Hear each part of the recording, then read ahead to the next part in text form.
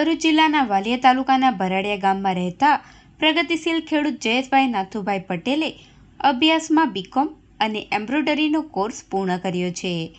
ખેડૂતે થોડો સમય નોકરી છોડી ખેતીમાં ઝંપલાવી દીધું છે.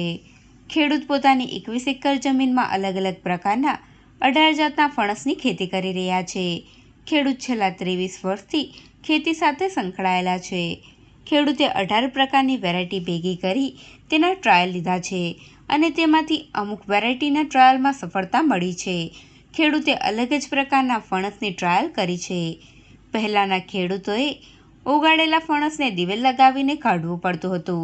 જો કે હાલ ખેડૂતે ઉગાડેલા ફણસમાં દિવેલ ચોપાડવાની જરૂર રહેતી નથી. ખેડૂતે ઉગાડેલ ફણસની સાઇઝ પણ સારી છે અને તેની જાડાઈ પણ સારી છે. તેનો ટેસ્ટ પણ બધા ફણસથી અલગ જ છે અને તેનું કોમર્શિયલ માર્કેટ પણ સારું છે. ભારત દેશના ફણસની ખેતી મોટાભાગે કર્ણાટક, તમિલનાડુ, ઉત્તર પ્રદેશ, ઉત્તરાખંડ, બિહાર, પશ્ચિમ બંગાળ, ઓરિસ્સા, કેરેલા અને મહારાષ્ટ્ર, આસામ, મેઘાલય અને ત્રિપુરામાં જોવા મળે છે.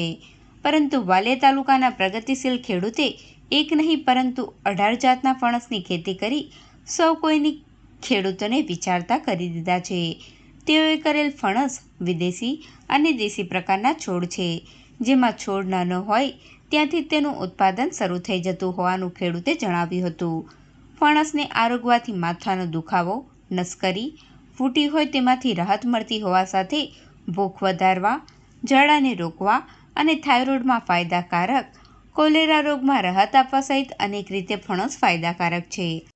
મારું નામ જયેશભાઈ નાથુભાઈ પટેલ છે. મારું ગામ ભરાડિયા, તાલુકો વાલિયા, ડિસ્ટ્રિક્ટ ભરૂચ. અને હું છેલ્લા અહીંયા 23 વર્ષથી આ ખેતી કરું છું અને ફણસની ખેતી મને સારી લાગી એટલે મેં ઘણા બધી વેરાયટીઝો ભેગી કરી.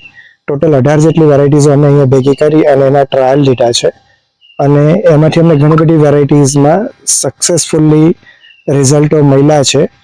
અને આ જે ફણસ છે એની ખાસિયત છે કે એમાં જે આપણે પહેલાં ઓરિજિનલ આપણા ફણસો જે હતા તેમાં એને કાઢવા માટે દિવેલ ચોપડી અને પછી આપણે એને કાઢવું પડતું હતું અને આપણા હાથ બધા ઓઇલી ચીકણાઈ જતા હતા. આ ફણસમાં એવું કોઈ બી પ્રોબ્લેમ નથી અને પ્લસ એની ફ્રૂટની સાઇઝ પણ બહુ સારી છે અને સ્પેસીસ બી જાડી છે અને ટેસ્ટ પણ એકદમ એક્સલન્ટ છે. તમે ખાઓ તો એક એવું લાગે કે એક ડિફરન્ટ વેરાયટીઝ છે અને એનું કોમર્શિયલી બહુ જ સારું ભવિષ્ય રહેલું છે અને અત્યારે અમે પોતે એનું કોમર્શિયલી કરવા જઈ રહ્યા છીએ.